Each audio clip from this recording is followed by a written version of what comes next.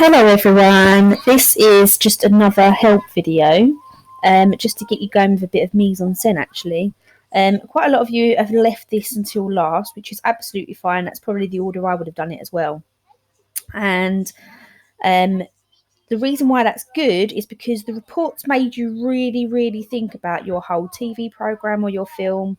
You've become a bit more of an expert in it in terms of what the genre is, how that appeals to the particular target audience, in this case teenagers largely. But other things we might not have considered in Learn Name A, so stuff like what the narrative structure's been like, how did they cast the actors to play the characters, any kind of representation, the stock characters, that kind of thing. But I really like the mise en scene task because it is your chance to go through either an episode or a section of your film, watch a scene, and become an expert in how that scene really shows off the particular genre, really. And then once you've got your image from that print screen from the scene, you will then analyze certain aspects of it. There are some really good examples in the fold already. Mr. Murphy last year did Spider-Man, which I think should be quite helpful for some of you doing superheroes. I've done an example based on the Greatest Showman, which I'm going to just talk you through in this particular video. I'm hoping that you'll just sort of see how I've taken a section, I've got the print screen from it, what on earth could I talk about, and sort of what the thought process is.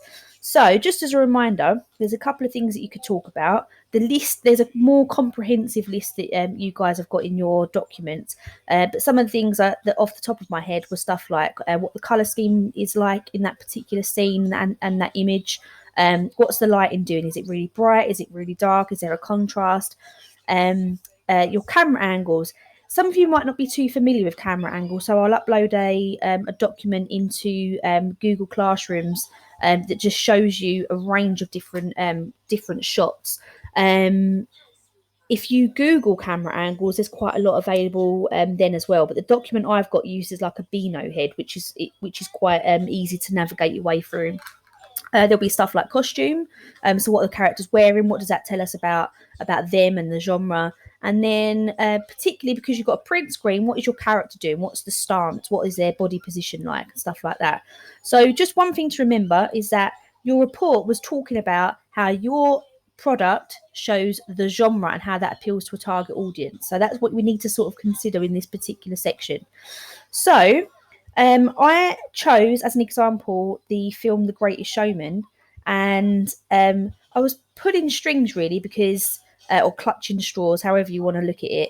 The Greatest Showman, I feel like, is a really good teenage film, but I've taken it as a fantasy film because there are elements of it that are like pretty unrealistic, to be fair. But it's also classed as a musical. But you will find that some films are not just one main genre; they maybe have a main genre and some different subgenres or hybrid genres. But I'm taking The Greatest Showman as a fantasy / musical. So if you've seen the film, which I'm sure many of you have, this is the beginning opening section where Hugh Jackman, the great conductor, I can't even think of his name off the top of my head, the character that he plays, but we know he is the main character. He is the one who instigates like the storyline. It's all about him and how he grew up and the pathways he took to create this great show. So even if you hadn't seen the film, I think this is a really striking opening to a film. And so some of the things I'm just going to pick out are stuff like the colour and the lighting. So I really like how we've got this bright light, and that's what the arrow's for there. There's a light coming from somewhere. At this point, we don't really know where it's coming from and why, although I suppose if you've seen the film, you know that it's to do with the setting of the show itself. So a great spotlight. But it actually emphasises him quite nicely. And so you've got this second arrow here that's pointing especially to him. So the reason why I've done that is because we can't really see like the colour necessarily. There's like a tinge of red for his coat, but really it's quite a black and white image. So he's cast this silhouette against the bright light, and I thought that was quite a nice contrast.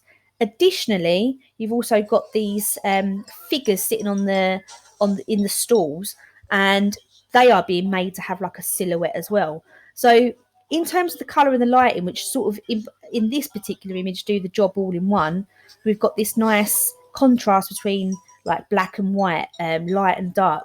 And I think that sort of is quite indicative of the film narrative itself, where we've got the goodies versus the baddies. This guy is the good guy, and he faces sort of problems and prejudices all the way along throughout the whole film, doesn't he? But it highlights quite a nice narrative structure that teen films tend to use quite well, which is the idea of good versus the bad guys. So that's what I'd be picking out with that. And then in terms of camera angles, like I said, I will upload the document, but you can definitely Google it yourself if you want to. We've got what I would consider a long shot. So basically a long shot is where you've got the whole figure in the whole frame. So I can see top of his head right down to the bottom of his feet.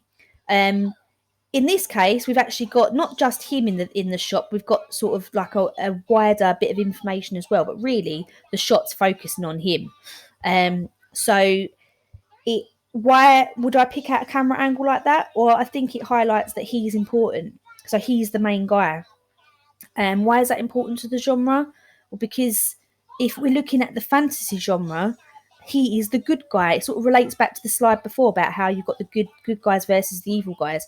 It really shows that he's important. He's going to be important through the storyline, or we're going to be rooting for him, that kind of thing. Moving on.